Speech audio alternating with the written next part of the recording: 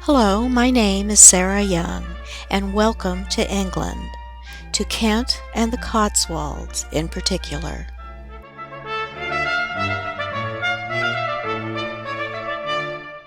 The areas are defined by rolling hills, quaint villages, and picturesque landscapes.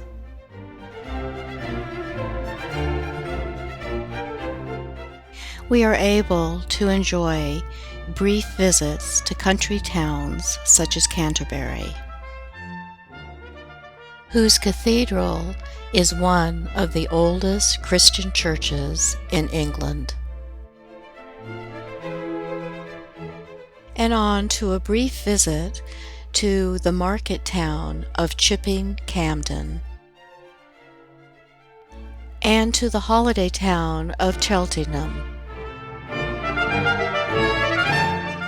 as well as a visit to the World Heritage Site of Bath, with its Roman baths, English churches, and magnificent museums housing works by Gainsborough and Turner, and also to a view of the white cliffs of Dover. However, this particular journey is more specifically designed to trace the history of the English gardenscape from pre-Roman times to the 20th century. We begin with Great Dixter, the family home of gardener and gardening writer Christopher Lloyd.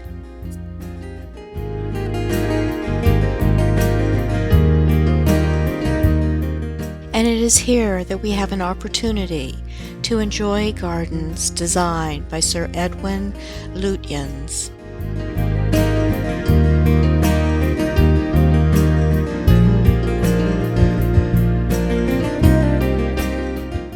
The gardens seem fluid and diverse as they encircle and embrace the house.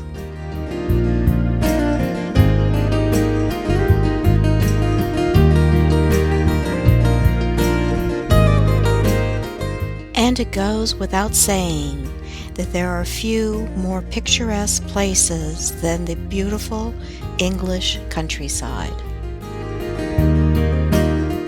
Spanning 15 acres, the Goodson Park Gardens are a haven of serenity.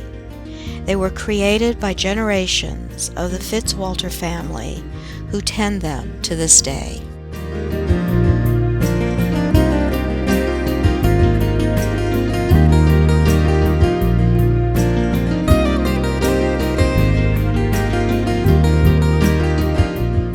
The walled garden is considered one of the best of any English garden.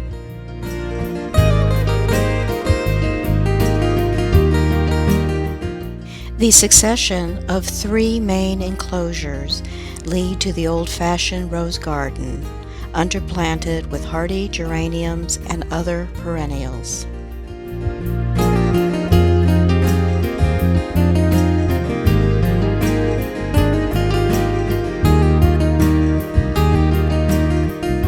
Sissinghurst Castle Gardens is the creation of Vita Sackville West and her husband Sir Harold Nicholson.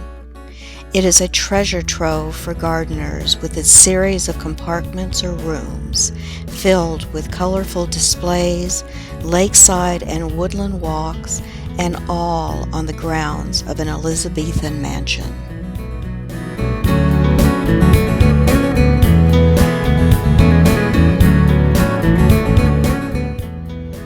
The National Trust took over the whole of Sissinghurst, its garden, farm, and buildings, in 1967. The garden epitomizes the English garden of the mid-20th century.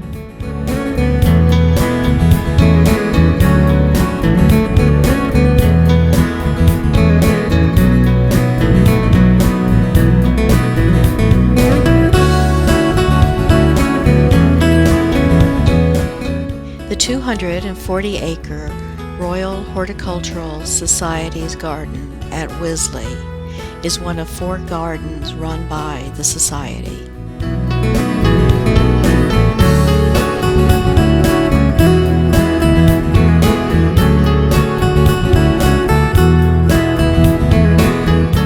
In addition to numerous formal and informal decorative gardens, there are several glasshouses with temperate, tropical, and desert plants.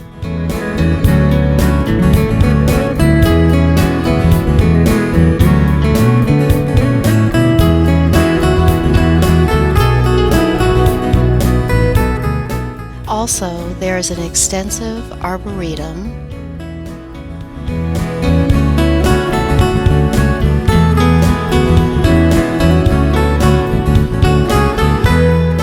and at Wisley there are several small-scale model gardens which are intended to show visitors what they can achieve in their own gardens,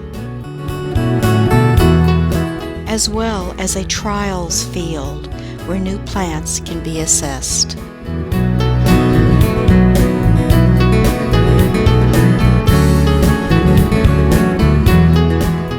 Also, a bit of whimsy, and for those tired of mowing lawns, a robotic mower.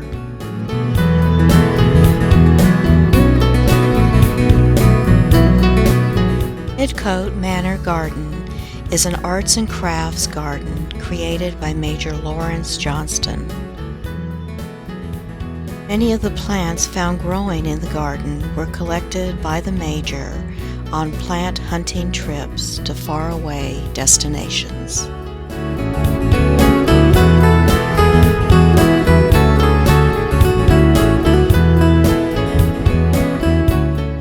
Kiffskate Court Garden, also known as England's Woman's Garden, is the story of 3 generations of women gardeners, each in her own way contributing over a course of almost a century to making it the extraordinary garden it is today.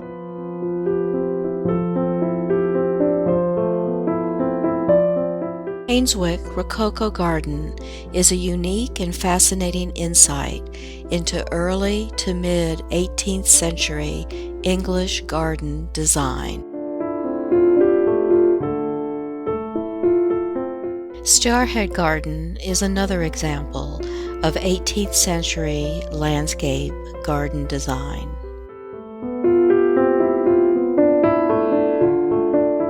It was inspired to resemble the paintings of Claude Lorraine, with classical temples, grottos, lakes, and bridges. Blenheim Palace was the birthplace of Winston Churchill. It remains the home of the Duke of Marlborough. There are 2,000 acres of formal gardens and extraordinary landscape parklands in the style of Capability Brown. The Chelsea Physics Garden was founded in 1673 as the Apothecary's Garden, with the purpose of training apprentices in identifying medicinal plants.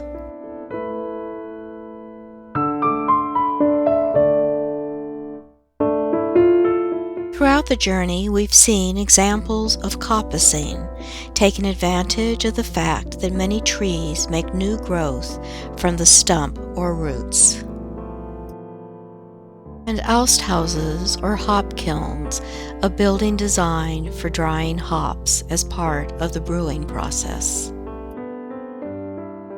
And finally, the trip culminates with our attendance at the Royal Horticultural Society Chelsea Flower Show, held for only 5 days each year on the grounds of the Royal Hospital in Chelsea, outside of London. The show was founded in 1804, but since 1912 it has been held on the hospital grounds, and it is one of the most famous flower shows in the world.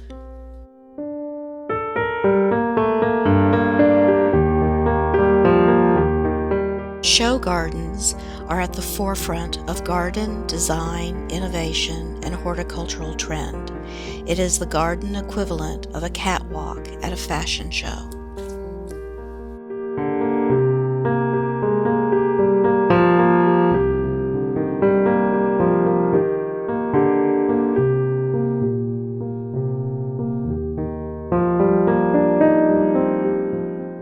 Over 165,000 people attend the show each year, this number being limited by the capacity of the 11-acre site.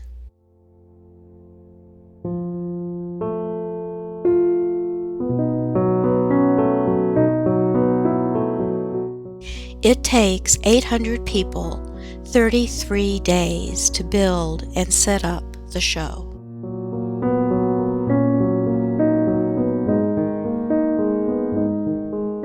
There are over 500 exhibitors, some from as far away as Japan and Australia.